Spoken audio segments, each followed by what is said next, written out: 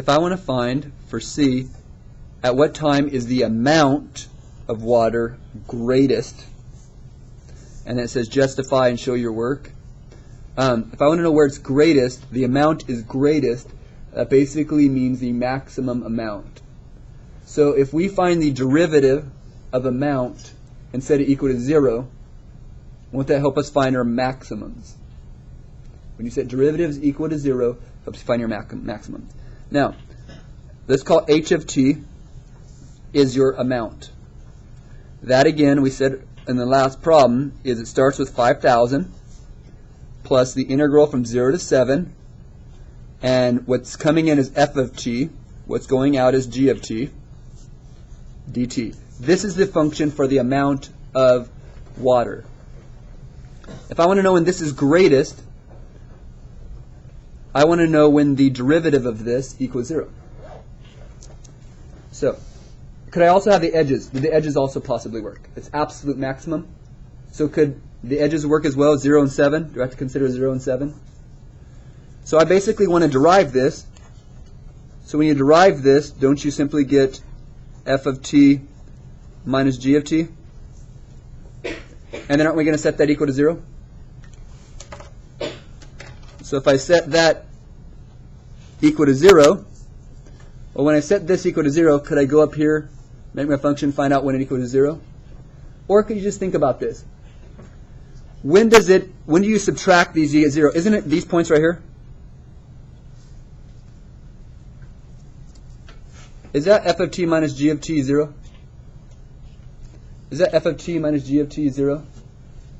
Is it also possible where they're undefined? You remember that? Critical numbers are where they're equal to 0 or undefined. Are you okay with that? So couldn't it also be right here, where it's undefined? So you have all these possibilities. You have 0, you have this, you have this, you have this, or you have the end. Now, do we want to make a table with all of them? Well, real quick, let's think about this to save us some time. Do we even have to check all of these? Because if we're looking for a greatest, aren't you looking for when h of t goes from positive to negative? Won't that be a greater? Aren't you looking when h of prime t goes from positive to negative? So, right here, what was this again? What was h of t for this problem? Wasn't the amount of water, wasn't it decreasing here? So wasn't this negative and wasn't this positive? And then wasn't this negative and wasn't this positive? You guys remember that? From problem A, we knew this was negative, this was positive, this is negative, this is positive. So are these maxes? Could I throw those out right away? Now, positive and negative. Is this one a possible max?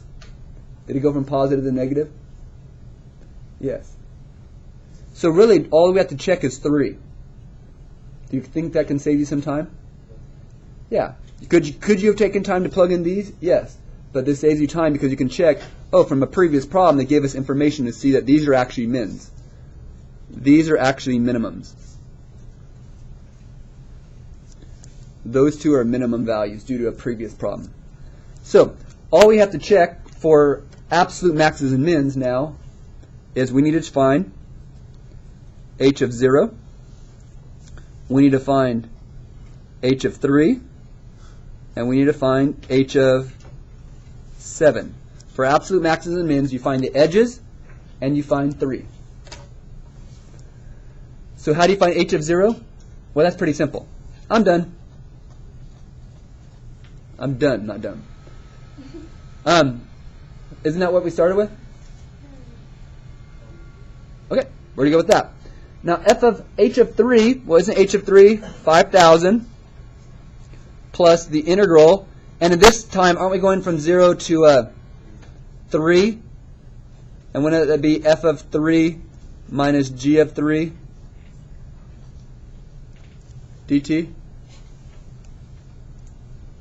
Actually, you probably... Yeah.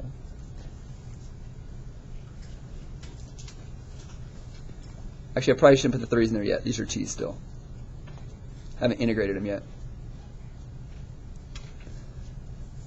Now, when you do that, if you take the time to integrate that, what's g of t for this interval? Isn't it 250?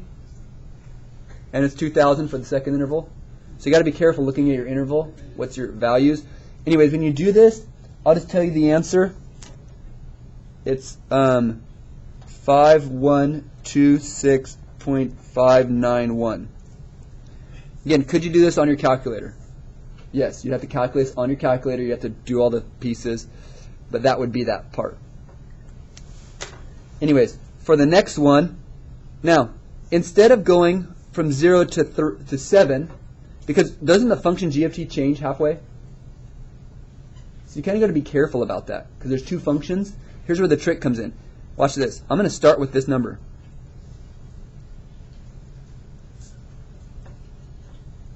And I'm going from 3 to 7 of f of t minus g of t dt. Are you guys okay with that? Isn't this where we're now starting? Isn't this the amount at 3? So can I start with that amount at 3, right there, and integrate from 3 to 7? The important piece of doing this is, doesn't your equation completely, isn't this called a piecewise? And don't you have to kind of consider this new equation, completely new equation? Now, when I do g of t here, what's g of t going to be? Isn't it going to be this time 2,000? G of t is now 2,000, so consider that when you're plugging it in. You got to be careful. And when you do this, now remember, this is where you're starting. This is your new integral, adding it up. And when you do this, you end up with 4513.807. So looking at all of these, the question again wants the greatest, correct? Which of these is greatest? The greatest is at t equals 3. So the answer is when t equals 3, it is the greatest. Now, if we want a little bit more justification behind that, it says, oh, no, it says, when is it greatest? What is it asking? What time does it have the greatest? To the nearest gallon, compute the amount of water at this time. Could you forget that? Yeah. How much is it? So at t equals 0, it wants you to compute to the nearest gallon. So what's it going to be? 5127 gallons. You could possibly mix that. Okay. And so you might want to write it as a sentence, but I'm out of space. So at t equals 3, you have 5,127 gallons. And would this be justification over here? Hopefully they can see your work to get your justification of it.